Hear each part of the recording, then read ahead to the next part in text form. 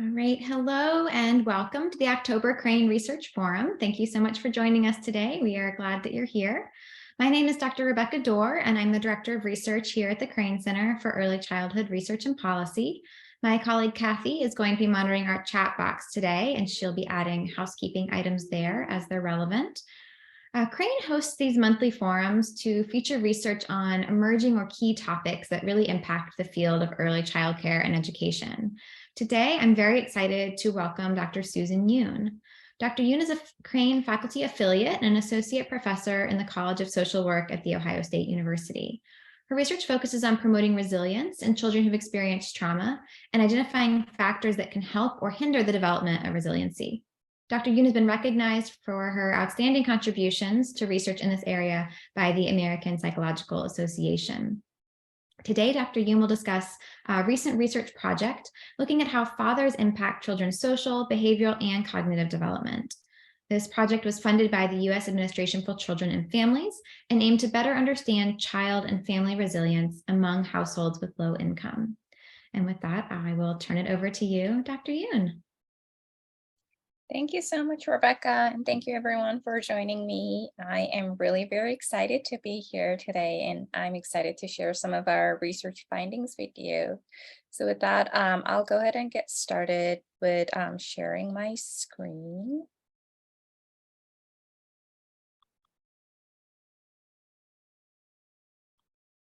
All right, can everybody see my screen? See my slide? Okay. Great. Thank you. All right, let's go ahead and get started. So the topic or the title of my presentation today is Fathers Matter: The Importance of Father Involvement on Child Development in Early Childhood. And before I start, I would like to acknowledge and thank our funder, the U.S. Department of Health and Human Services Administration for Children and Families, for their generous support for our research. And I would also like to thank my research team. So my colleague and the co-PI of this project, Dr. Sarah Shaffi-Sullivan, and the co-I of the project, Dr. Minjung Kim, and also our amazing research assistants. All right, so I would like to start by giving you a little background of this project. So we know that about 1 in 5 children in the United States live in poverty, and that's a pretty big number, right? If we think about 1 in 5 children, we can say that that's a pretty big number of children living in poverty. And we know from the literature that children born to lower income parents tend to have poor developmental outcomes, such as internalizing and externalizing behavior problems, obesity, asthma, as well as lower cognitive functioning. And that may be because some of these lower income families go through a lot of and face a lot of challenges, right? Such as higher levels of parenting stress or family conflict, lack of resources, or exposure to parental substances, and food insecurity. However, there's good news, right? Not every children born to lower income parents will experience or have negative developmental outcomes, because we know that family protective factors can really buffer the negative impact of poverty on children's developmental outcomes. And today I would like to focus on father involvement as such a protective factor. Okay. So research has suggested that fathers can make a real difference, right? Fathers can make a unique contribution to their child's well-being. And there's a really well-established connection between father involvement, particularly positive father involvement, and better child outcomes. So what is father involvement, right? We use the word father involvement a lot, and that's basically the main topic of this research presentation. But what do we mean when we say father involvement, right? I think it's important to understand that father involvement it is not a simple construct, right? It's a very complex construct, and it's a multidimensional construct, right? So there are many different aspects of father involvement. For example, there's the quantity of father involvement, right? So the quantity of father involvement would mean, father's engagement in day-to-day shared activities with the child. For example, going to the museum or going to the movies with the child, or like spending some time with their child. Whereas there's also quality of involvement, right? So the quality of father involvement would include things like, level of closeness or trust or emotional support from father. Or there's that very positive and close father-child relationships, right? So those would be considered the quality of father involvement. So once again, I think it's really important to understand that father involvement is a multidimensional construct, and there's a lot of different aspects of father involvement, right? So I would like to point out some of the gaps in the literature and in our knowledge base, because even though we know that fathers can make a unique contribution to their child's development and well-being, there's a lot of unknowns, right? So for example, even though we know that father involvement is a multidimensional construct, we don't really know what different patterns of father involvement exist, and how those different patterns of father involvement really contribute to children's development across different domains of functioning. For example, social development or social emotional development or behavioral development or cognitive development or functioning, right? And there's also a gap in the literature in terms of different aspects of father involvement that were examined in prior studies. For example, prior studies often ignore potentially very important aspects of father involvement, such as the quantity of involvement or the use of harsh discipline. Because, if you think about it, use of harsh discipline, including corporal punishment or even child abuse and neglect, could be considered an important aspect of father involvement, although that won't be considered positive father involvement, but it could be an important aspect of negative father involvement. But that there has been very little research done in this area, so that there's that gap in the literature. And finally, relatively less attention has been paid to fathers in lower income and racially and ethnically diverse families, because most of the studies have really focused on white families and also middle to upper income families. So our research project really wanted to address some of these major and important gaps in the literature, and we addressed these two main research questions. So the first research question that we focused on was, are there different patterns of father involvement among lower income families?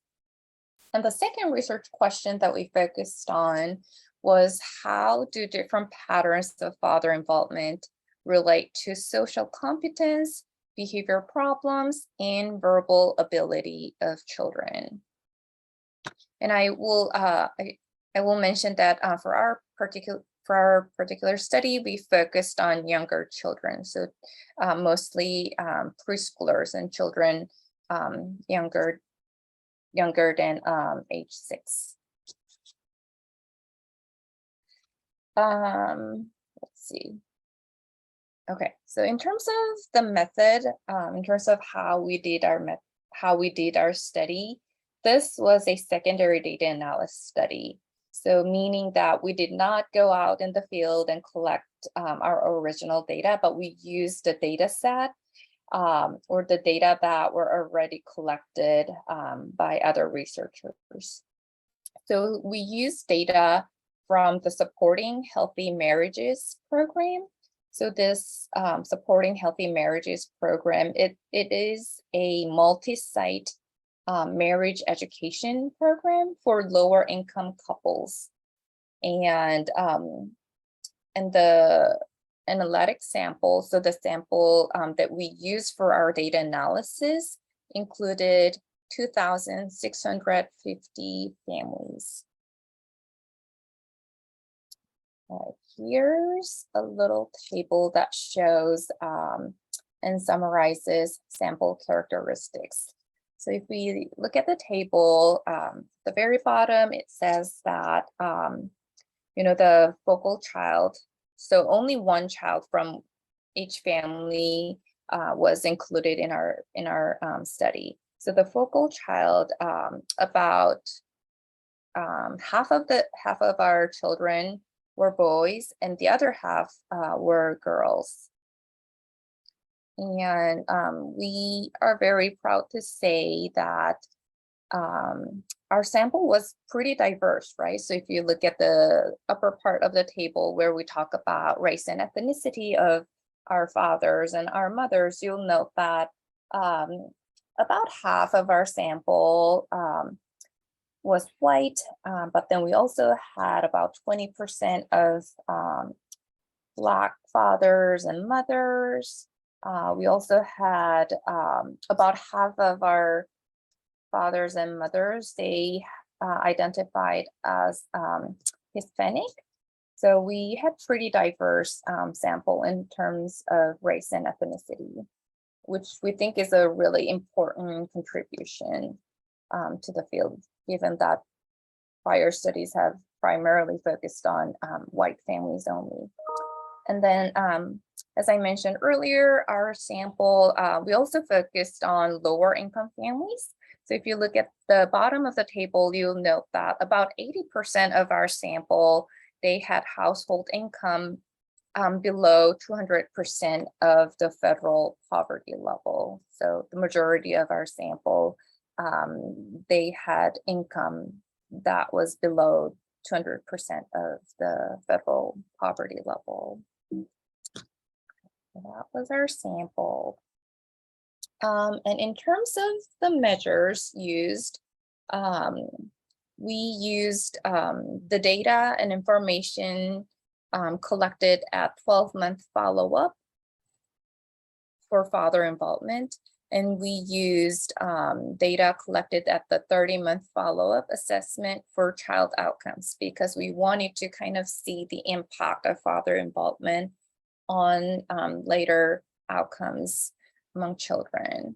So father involvement, we used a 11-item scale to assess father involvement, and I'll go over these 11 items more in detail in the next slide.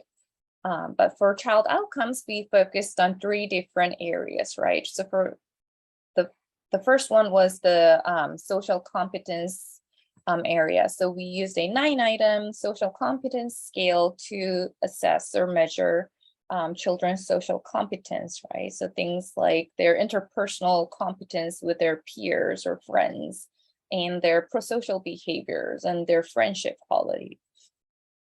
For the second one, we used a 25-item behavioral problem scale to assess or measure children's internalizing and externalizing behavior problems.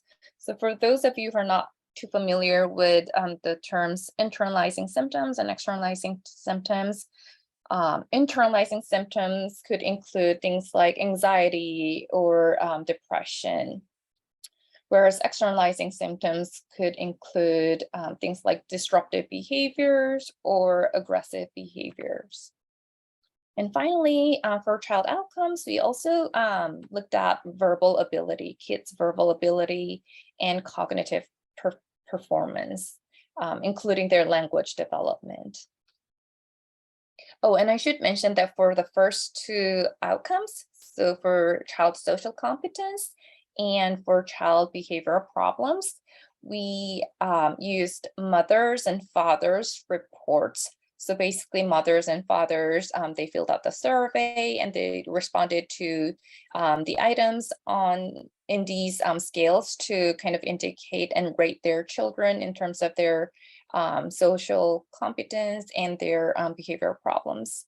Whereas the last item or the last outcome, the verbal ability one, we used the Peabody Picture Vocabulary Test, which was administered by interviewers, professional interviewers, not the mothers or fathers.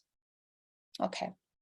And as for the father involvement items, these are the 11 items that we used to understand the father's involvement, right? So once again, just to remind you, we thought that it is very important to understand and conceptualize father involvement as a multidimensional construct.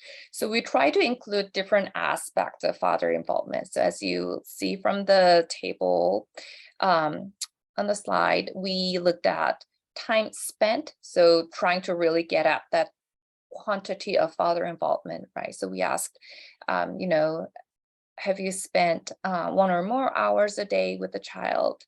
And then we also looked at father's warmth, right? So we used items like, have you told your child that you love them? Or have you praised, or have you told them that you appreciated something that they did? And have you laughed with your child? So we try to kind of assess father's warmth toward their child. And another aspect that we examined was father's harsh discipline, right? So like I said in my previous slide, like I said in earlier, there has been relatively little attention paid to this aspect of father involvement. So we wanted to make sure that we do include harsh discipline as an important aspect of father involvement. So we ask questions like, have you yelled or shouted or screamed at or threatened your child because you're mad at them? So this gets at more of emotional abuse.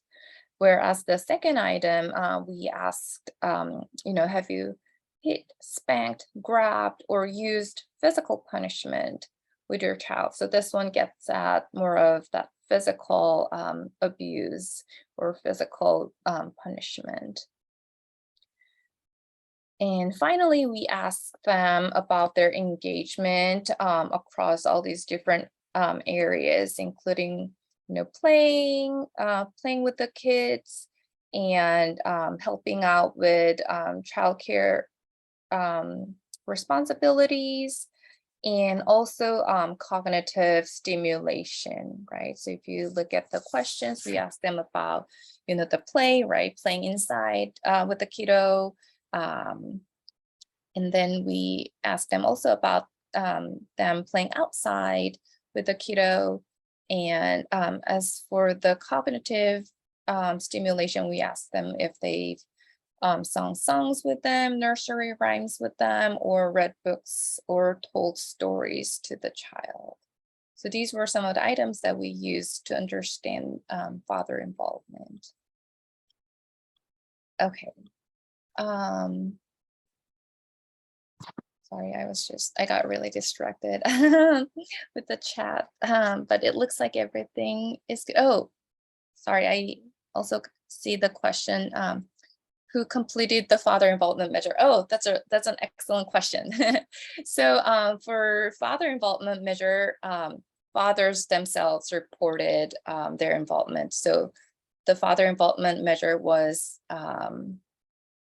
completed by the fathers. Okay. So in terms of data analysis, I'm not gonna go too in-depth in terms of how we analyze the data, because it can get really technical and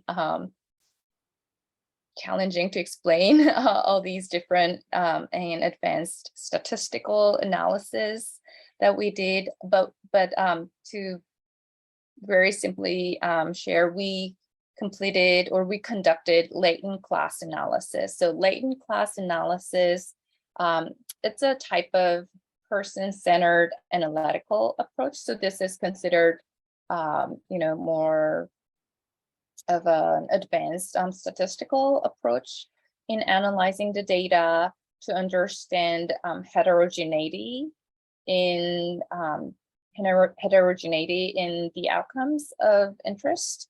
So because we wanted to understand different patterns of father involvement, right? We wanted to know if there was heterogeneity in father involvement. We wanted to know if there were subgroups within our larger sample who showed distinct and meaningful and different patterns of father involvement. So we use this technique called latent class analysis to identify those subgroups of father involvement.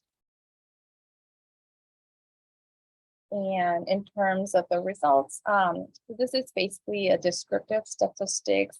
And because we already went over the table that shows basic sample characteristics, I think I can just skip this one. But based on our latent class analysis, we found that the 4-class model fit the data very well. So we selected the 4-class model from our unconditional latent class analysis. In other words, we were able to identify 4 different patterns of father involvement. I think this is one of the most interesting and exciting findings of our research project. So I am going to try to explain these 4 patterns of father involvement, or these 4 different latent classes or latent or subgroups that we identified through this analysis. All right, so let's start with the green one. So if you see the green line, that represents the high positive involvement group. Okay. So the high positive involvement group, the green one, it was the largest class that we identified because about 48% of our sample was classified into this group, right? So if you look at the green line, you will note that they pretty much did really great and scored really high, and they showed really high probabilities across the board, including, spending time with the kid, and in terms of their warmth, father's warmth, and in terms of their engagement with their kiddos, right? For example, if you look at the graph, you'll see that time spent telling the child that they love them, praising the kid, playing outside, playing inside, singing songs, reading books, they score basically really high across the board, except for the 2 items, right? Yelled and shouted and threatened, and also hit, spanked, and grabbed.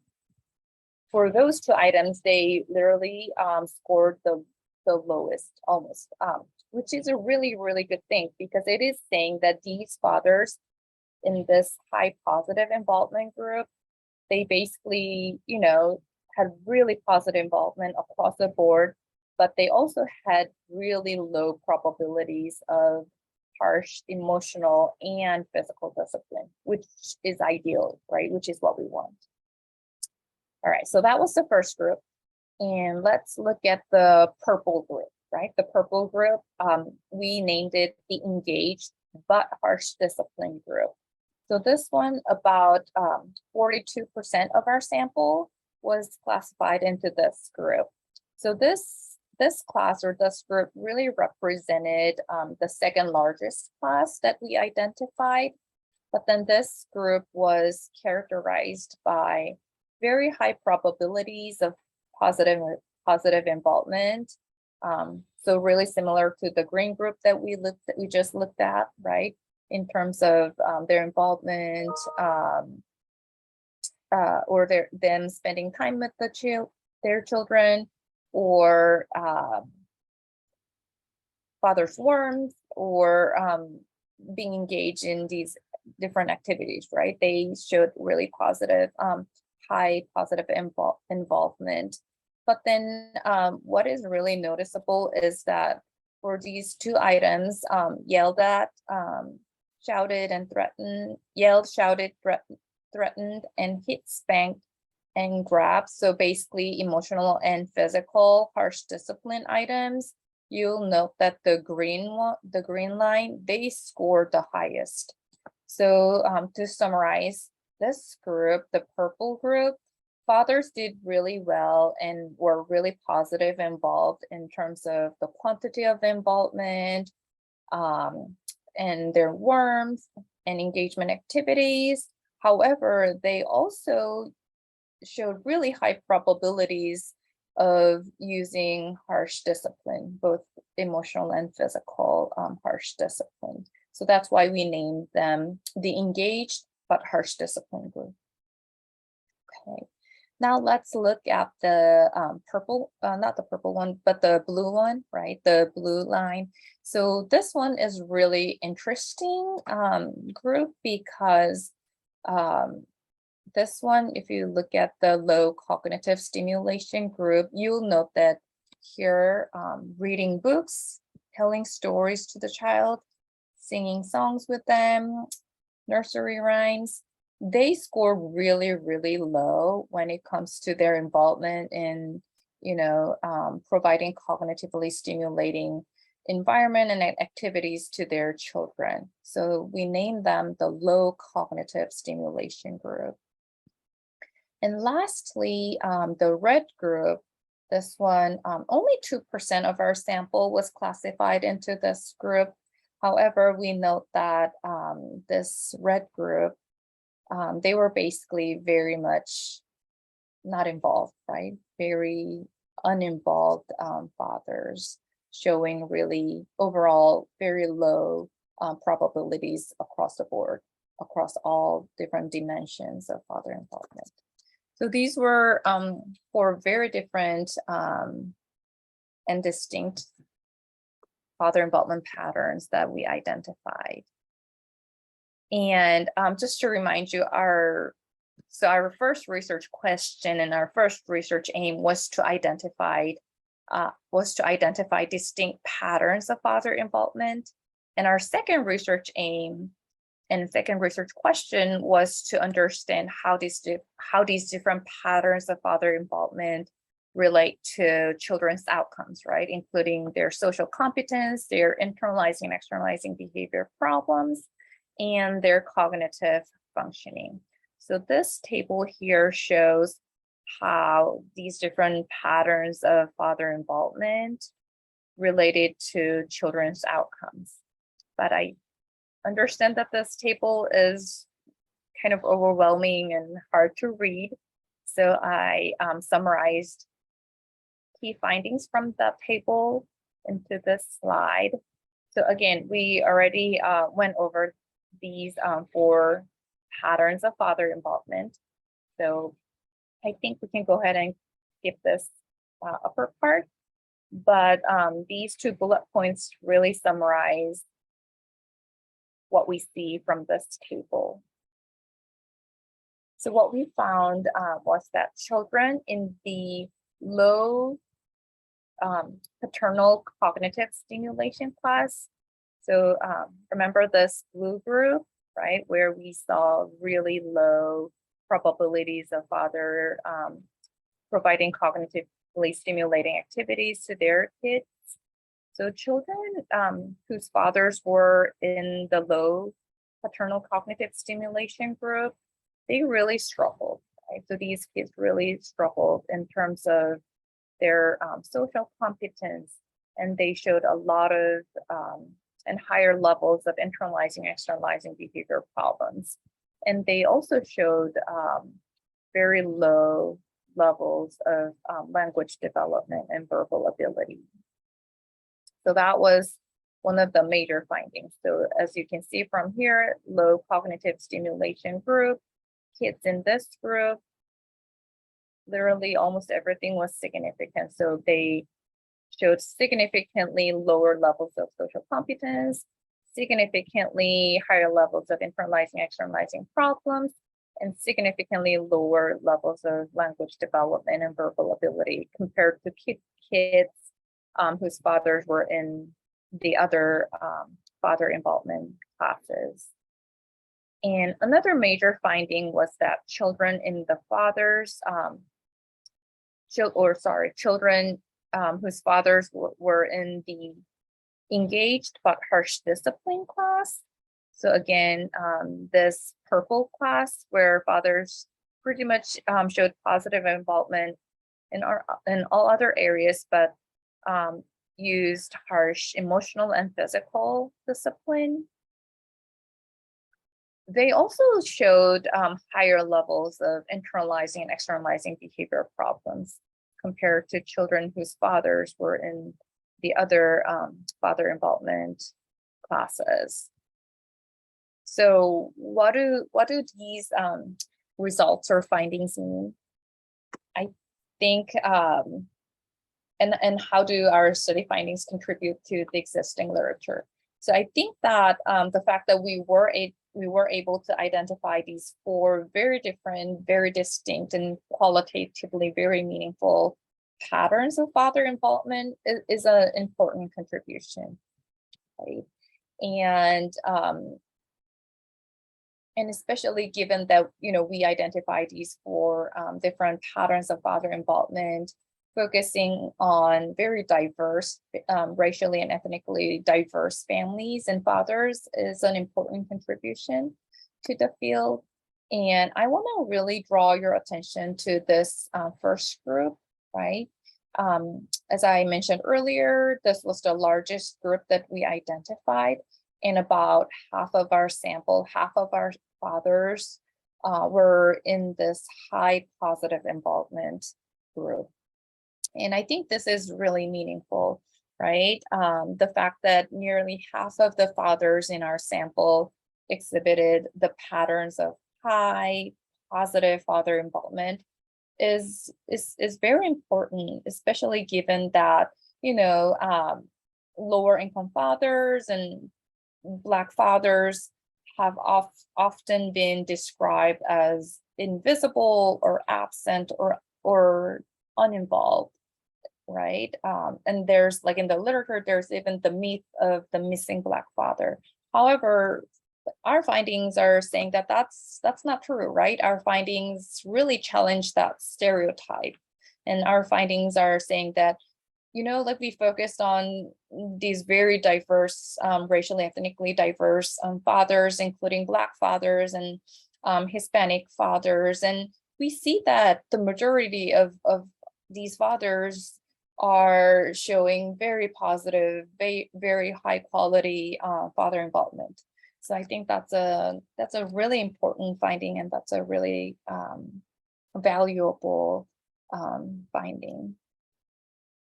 Right, and the second bullet point that I wanted to kind of discuss was that our study results really indicate the important role of fathers' cognitive stimulation, right?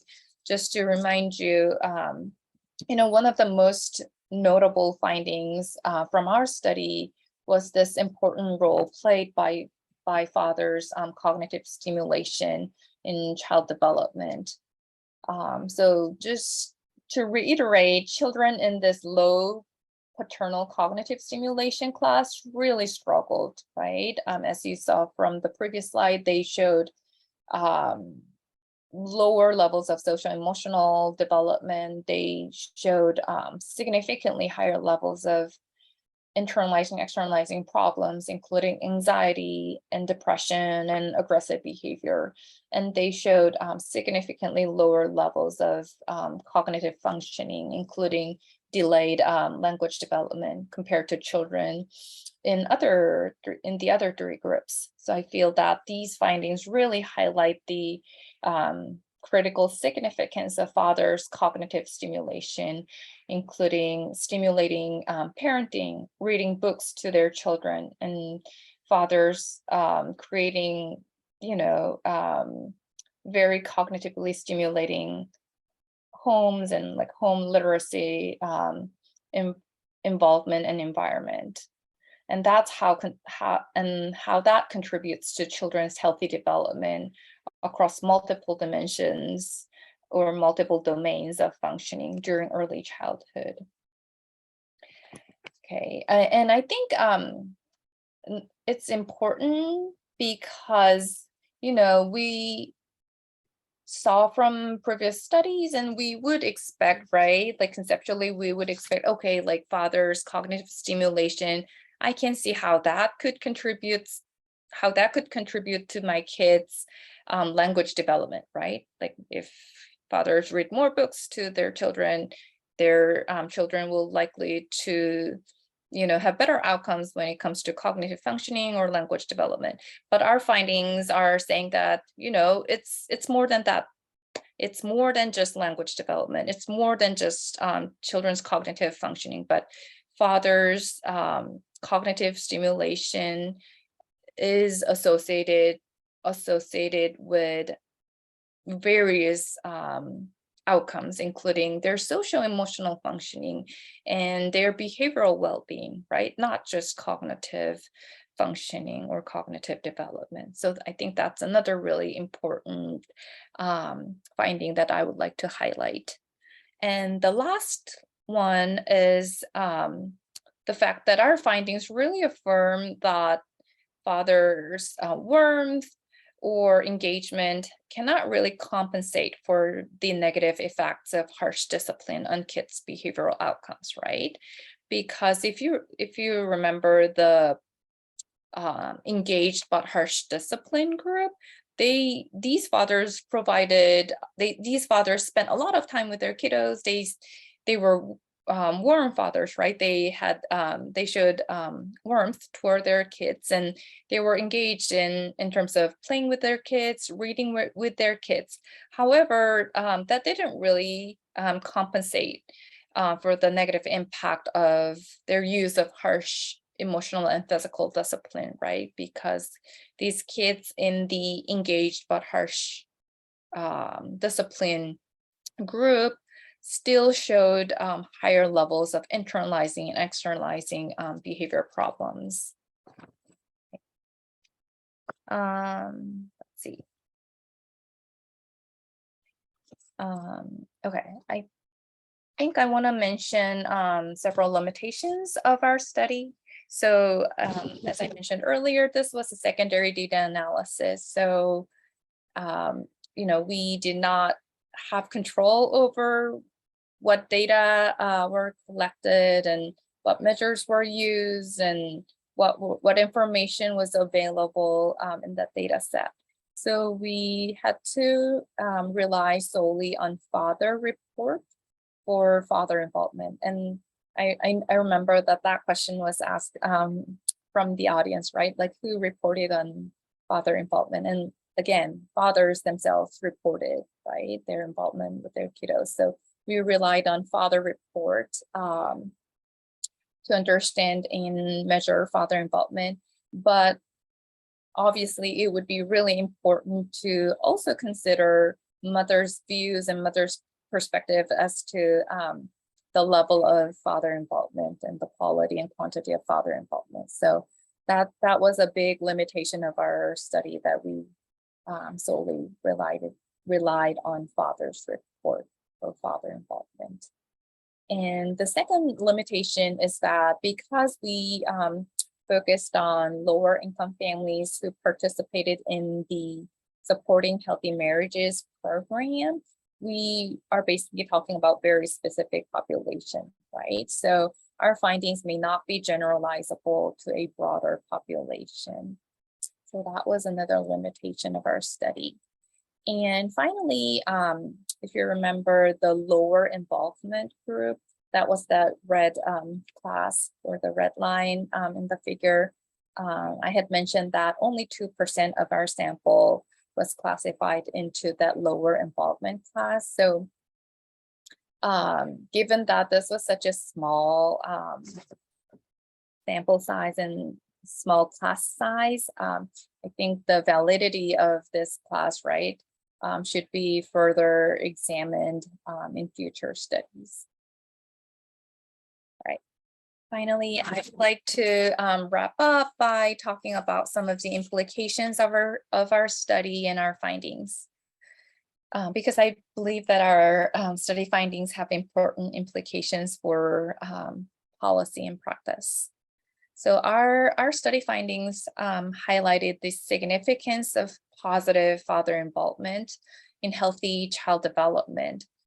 At the policy level, I believe that increased funding and resources should be allocated to support programs and initiatives, such as the responsible fatherhood programs that really encourage and facilitate positive father involvement in the lives of children, especially among families with lower income. And at the practice level, I feel that more effort is needed to actively engage fathers in parenting interventions, services, and programs. So I know a lot of you all come from the early childhood care and education background. So I feel like even early childhood care and education programs should consider more actively engaging fathers, right? And providing like more trainings related to the importance of father involvement and father cognitive stimulation, right? Because our finding really highlighted that father's cognitive stimulation is a key promotive and protective factor for child development among families with lower income, right? So I feel that this really points to the need for fatherhood programming to include components that really focus on promoting and enhancing fathers' involvement in activities that are really cognitively stimulating for their children.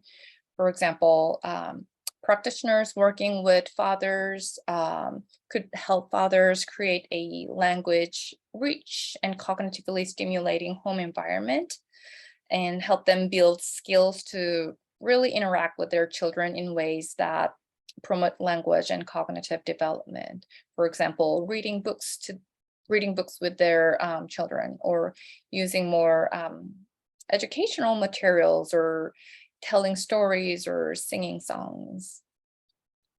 And finally, given that father's harsh discipline was identified as a salient risk factor for children's internalizing and externalizing behavior problems, it would be really important to give more efforts to engage fathers in programs that really highlight and focus on positive parenting and maltreatment prevention. So with that, I think that concludes my presentation, and I would be happy to answer any questions that you might have. Thank you, Dr. Yoon. It's a really interesting presentation, and we do have a lot of questions coming in the chat, so please keep them coming as we get started with the rest of our conversation here. I want to combine a couple of questions that have come in related to the composition of these families, right? So one person asked about whether these were single or multiple child households, and how that might impact your findings. And then another about whether this was a study with all married families, I think she mentioned. And, are there any studies with single families who have active father involvement, or even blended families, or different types of family compositions? Yeah, those are really great questions. And I'll go back to our sample characteristics table just to make sure that I give accurate information. But answering the first question related to multiple children. So we did have families who had more than one child, so having like multiple children. So they were still eligible to participate in the Supporting Healthy Marriages program. However, for the purpose of data analysis, we focused on one child per family. So we included only one child per family. So we picked out a focal child so that we don't include multiple children from one family for data analysis, right? So you'll note that for father involvement, we ask them to focus on their focal child. And I'll have to go back to the data manual to identify like how they choose the focal child, because I can't seem to remember off the top of my head what criteria were used to select a focal child. But yeah, they were asked to select a focal child, and they were asked to focus on that specific child whenever they answered all these questions related to father involvement. And that was the same for child assessment, right? For all these child outcomes, including their social emotional functioning, internalizing, externalizing behavior problems, cognitive functioning, we again focused on that same focal child. Okay, and then the next question I think was related to married couples, right? Correct. And like single families. So yeah, again, this sample, we focused on families participating in the Supporting Healthy Marriages program, and they were primarily couples who were married. So I don't know if I have any information about marital status, but yeah, I don't think so, but I would say that, yeah, the majority of them were married couples.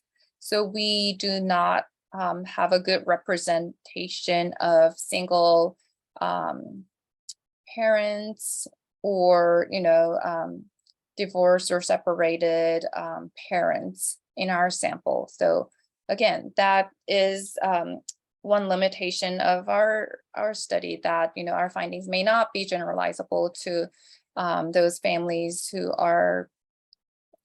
have different family structure, including single parents or divorced or separated or never married or unmarried couples. Yes, I think part of the question too was, are there other studies that are focusing on that population that you know of? Oh, that's a really good question. And I am really, really excited to share that. Actually, our team is currently working on that. So as part of this project, this first study, we focused on married couples, right? And the next study that we are currently working on, we are focusing on unmarried couples. Okay. So really similar in terms of their social economic status, in terms of their race, ethnicity, and their income level. So again, like we are focusing on racially, ethnically diverse families and families with lower income for our next study, our second study. But this second study, we are also focusing on unmarried couples. So it'll be super interesting to compare our results and how our results differ based on their marital status. And just to give you some, I don't know, like give you a peek at our second study that focuses on unmarried couples, we found that we are basically seeing very similar father involvement patterns for unmarried couples. So I don't think that there's any notable differences in terms of father involvement patterns between married couples and unmarried couples, at least based on our study findings. Oh, that's really interesting. It is very interesting. Thanks for sharing that. We'll have to have you back again to share those results in more detail. Yeah. I want to point out another question in the chat earlier was about the age range, and it's on this slide right here, right? So about 3.5 is the average. Mm-hmm. And can you give the actual range there? Was that, yeah, like youngest to oldest, approximately? Is it like I 0 to believe 6 or something? I believe it was 0 to 5. Okay, great. We have another question about these patterns and how they might change over time. So she's asking Mhm. how variable these patterns are. Do they change as children grow and develop over that period? Would that sort of something that the parent said or the father said at a given time apply, months later? Do we know anything about the impact of these patterns on the current circumstances? Yeah, that's a really good question. And unfortunately, our obviously our findings can't really answer that question because we only focused on kids or father involvement at one time point, and also kids outcomes measured at one time point. But that would be really important to examine in future research, really understanding how these different patterns of father involvement change over time, and also how that might affect kids' developmental outcomes over time, and whether or not there are any significant differences across different developmental stages, Mhm. right? Like, do these different patterns of father involvement change or look different when, we are talking about older kids, school age children or adolescents, right? And also, do these impacts or do these effects of father involvement on kids' outcomes change over time as they grow older? Those are all really, really important and interesting research questions. But unfortunately, we can't answer. I can't answer those questions based on our study results. But Right. those could be really interesting studies and projects, and maybe those could be my next research projects. Yeah, good. Future directions. Exactly, future directions.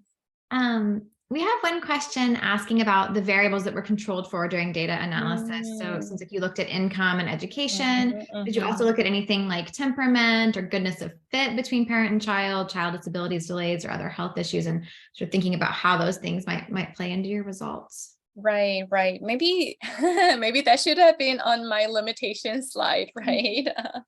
So as you can see from here, these covariates are the ones that we were able to control for in our analysis. So we controlled for child age, child sex, couples, education level, and poverty, right? Their household income. However, we were not able to control for or account for all those other important variables that you just mentioned, including kids' disabilities or temperament, Mhm. or like prior levels of social emotional, behavioral, or Mhm. cognitive functioning. And that was because for multiple reasons, right? Obviously, the very first reason is that, again, we used a secondary data set, and we were very limited by what was already collected and what was available in the data set. And unfortunately, many of those important factors were not available from the data set that we used.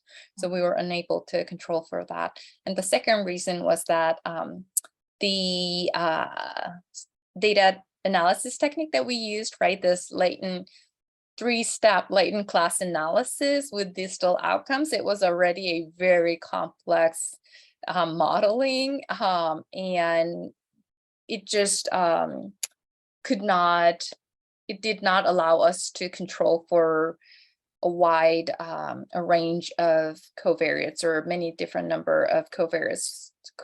So we had to be really selective in what we include in terms of the number of covariates. So because of those two reasons, we were not able to control for many of those very important confounders or covariates that could have affected the study findings. So again, thank you for that question and feedback, and maybe I'll update the slide to add that to the limitation slide.